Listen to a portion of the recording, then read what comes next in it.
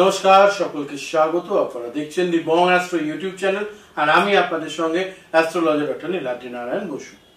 আলোচনা হবে অবশ্যই, যেটা খুব চর্চিত বিষয়, সেটা হচ্ছে কন্যা রাশির আগস্ট মাস কেমন যাবে। কন্যা রাশি আগস্ট মাসে কোথাও না কোথাও হারানো সম্পত্তি ফেরত পাওয়ার একটা সম্ভাবনা, হারানো অর্থ ফেরত পাওয়ার সম্ভাবনা তাহলে তৈরি হচ্ছে অবশ্যই, কারণ রাহুর পজিশন কোথাও না কোথাও আপনাদেরকে এই ব্যাপারে সহযোগিতা করতে চলেছে। পাশাপাশি বৃহস্পতির দৃষ্টিও এই ক্ষেত্রে আপনাদেরকে হেল্প করবে। ফলে এই দুদিক থেকে হেল্প পাওয়ার জন্য আপনাদের কিন্তু নিশ্চিত ভালো ফলাফল পাওয়ার একটা সম্ভাবনা রয়েছে। তার পাশাপাশি যে বিষয়টা নিয়ে না বললেই নয়, শুরুতেই বলবো, চ্যানেলটা সাবস্ক্রাইব করে সঙ্গে থাকতে ভুলবেন না। অবশ্যই সঙ্গে থাকুন আর দেখতে থাকুন এরকম সুন্দর ভিডিও। ওম গং গণপতায় নমঃ, ওম নমঃ শিবায়। শুরু করি তাহলে।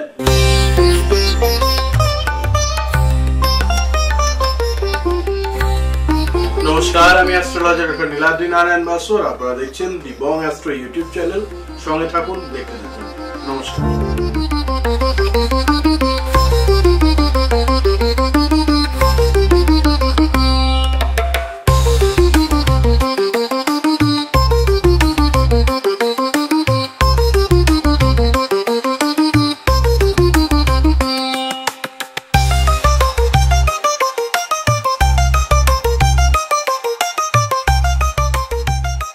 অবশ্যই বলবো কন্যা রাশি, যে রাশির জাতক জাতিকারা শত কষ্টের মধ্যেও নিজের উপরে সেই কষ্টের ছাপ আসতে দেন না, সেই ধরনের রাশি যা, সেই রাশি কিন্তু কন্যা রাশি।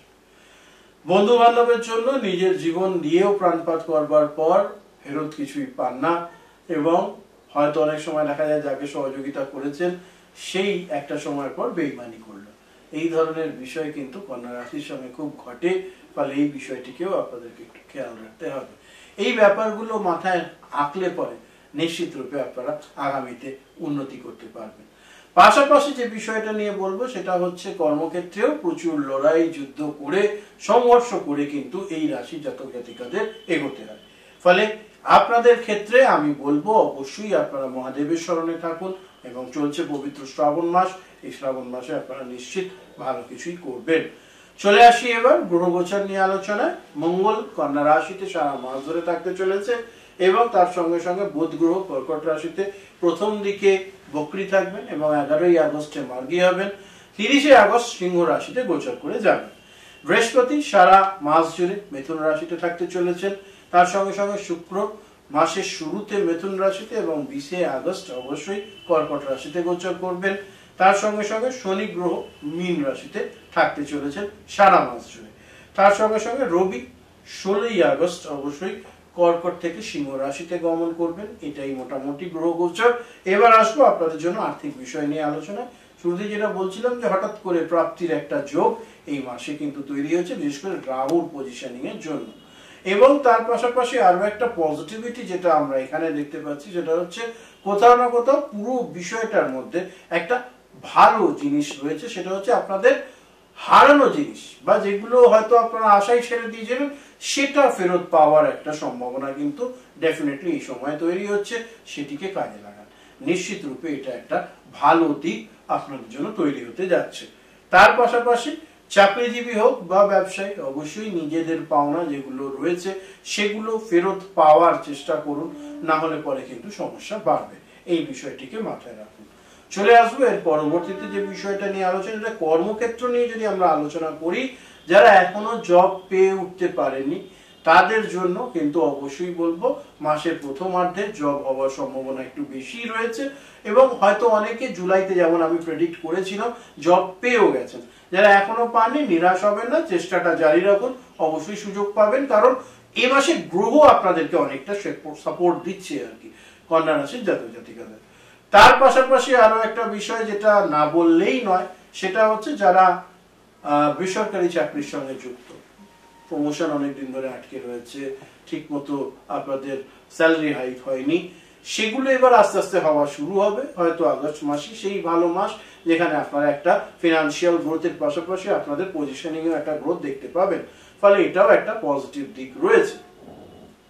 সরকারি চাকরির সঙ্গে যারা যুক্ত তাদের ক্ষেত্রে আমার মনে হয় যেটা, সেটা হচ্ছে কোথাও না কোথাও এই সরকারি চাকরির বিষয়টা আপনাদেরকে একটুখানি খেয়াল রেখে এগোতে হবে।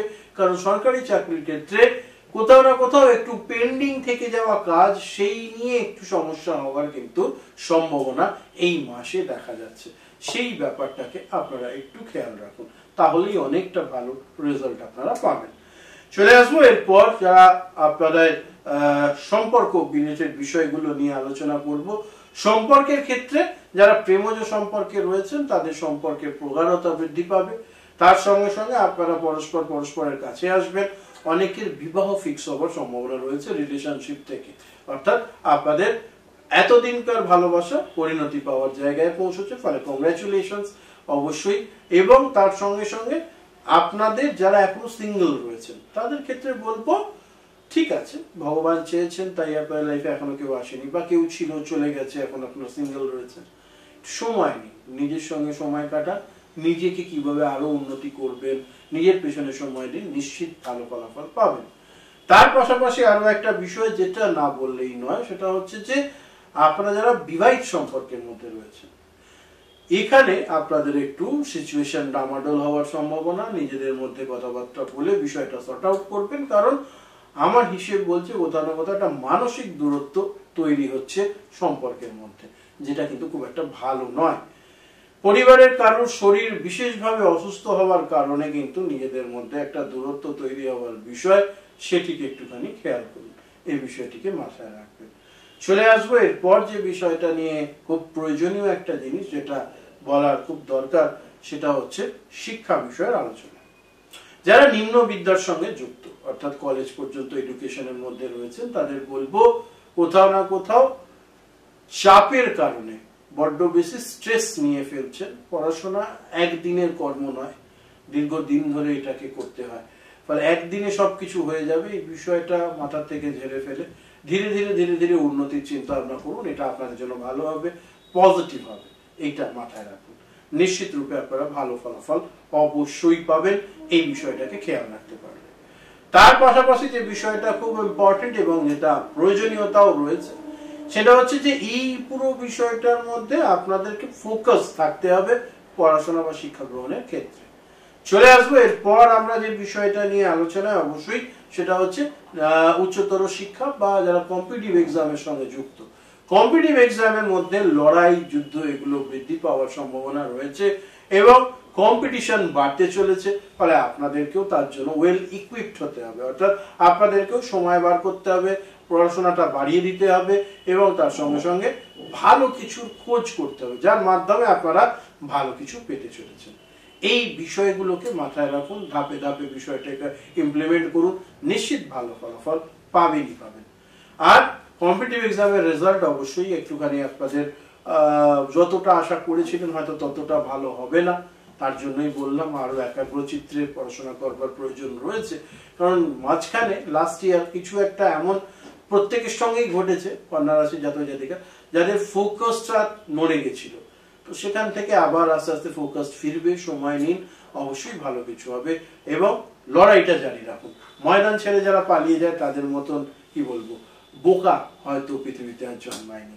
চলে আসবো এর পরবর্তীতে অবশ্যই স্বাস্থ্য বিষয় নিয়ে আলোচনায়।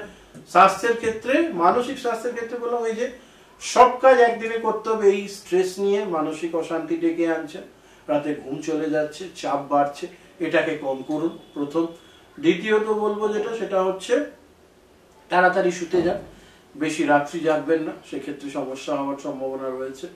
সকালে উঠে যা কাজকর্ম আছে সেগুলো করুন, সেটা আপনার জন্য পজিটিভ হবে, এই বিষয়টিকে মাথায় রাখুন। ধাপে ধাপে বিষয়গুলোকে যদি আমরা ক্যাটল করতে পারি, ধাপে ধাপে বিষয়টাকে যদি মাথায় রাখতে পারি, নিশ্চিত ভালো ফলাফল পাবেনই পাবেন। এই বিষয়গুলোকে আস্তে আস্তে ইমপ্লিমেন্ট করুন নিজের মধ্যে, নিশ্চিত উন্নতি হবে। চলে আসবো শারীরিক দিক থেকে আলোচনায়। শারীরিক দিক থেকে বলবো আপনাদের অবশ্যই নিজেদের পিটির গন্ডগোলের ক্ষেত্রে একটু সতর্ক থাকতে হবে। মহিলাদের একটু গাইনো রিলেটেড প্রবলেম হতে পারে, সেই বিষয়টি মাথায় রাখুন। কোনো ইনফেকশন, ডিজিজ, সর্দি জ্বর, ঠান্ডা লাগা এই ধরনের প্রবলেম হওয়ারও সম্ভাবনা দেখতে পাচ্ছি আগস্ট মাসে, ফলে অবশ্যই কিন্তু আপনারা যারা কন্যা রাশির জাতক জাতিকা তারা এই বিষয়টিকে বিশদে খেয়াল রাখবেন। চলে আসবো এরপর অবশ্যই ভ্রমণ নিয়ে আলোচনা। যদি শিক্ষামূলক ভ্রমণ বা পড়াশোনার জন্য কোথাও যেতে চাইছেন, আউট অফ স্টেট যেতে হচ্ছে, আউট অফ কান্ট্রি যেতে হচ্ছে, বা আপনাদের কার্যের সূত্রে বা ব্যবসায়িক সূত্রে যেতে হচ্ছে, পুরো মাসই সময়টা ভালো। আনন্দদায়ক ভ্রমণ বা প্রমোদ স্থানের ভ্রমণের জন্য কিন্তু বলবো সময় ভালো, অবশ্যই যান, তবে খরচটা আয়ত্তের মধ্যে রাখবার চেষ্টা করুন।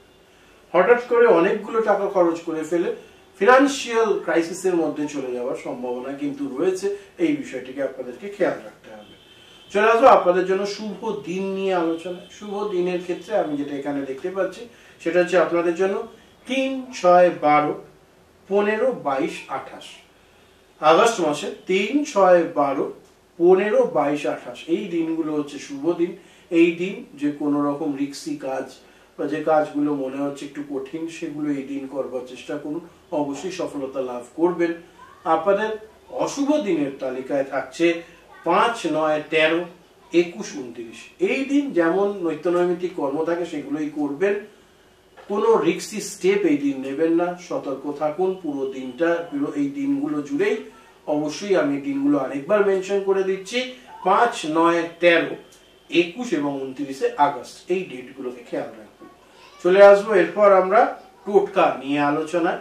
আপনাদের জন্য যদি টোটকার কথায় আসি সেক্ষেত্রে বলবো অবশ্যই রাত্রিবেলা ঘুমোতে যাওয়ার সময় পুরুষ মানুষেরা ডান হাতের সমান, মহিলারা বাঁ হাতের সমান মুখ করায় এক মুঠো নিয়ে একটি সবুজ রঙের কাপড়ে মুড়ে বালিশের তলায় রেখে শুতে যান। সকালবেলা ঘুম থেকে উঠে সেটাকে পাখিদের খাইয়ে দেবেন। এটা আপনাদের পুরো আগস্ট মাস জুড়ে কর্ম হবে। 3-4 দিন করবার পর থেকেই দেখবেন অনেক পজিটিভ রেজাল্ট পেতে শুরু করেছে। এটাকে মেনটেন করুন, তাহলেই দেখবেন ভালো হবে। আশা করি ভিডিওটা ভালো লেগেছে আপনাদের। অবশ্যই চ্যানেল সাবস্ক্রাইব করে সঙ্গে থাকবেন। পুরো 12 রাশির আলাদা আলাদা করে ভিডিও এখানেই পেয়ে যাবেন, তাই আপনাদের পরিবারের অন্য রাশির যারা জাতক জাতিকা রয়েছেন তাদের সঙ্গেও এই চ্যানেলটা ভাগ করে নিতে ভুলবেন না। সকলে ভালো থাকবেন, সুস্থ থাকবেন। নমস্কার, হর হর মহাদেব। দেখা হচ্ছে খুব শীঘ্রই।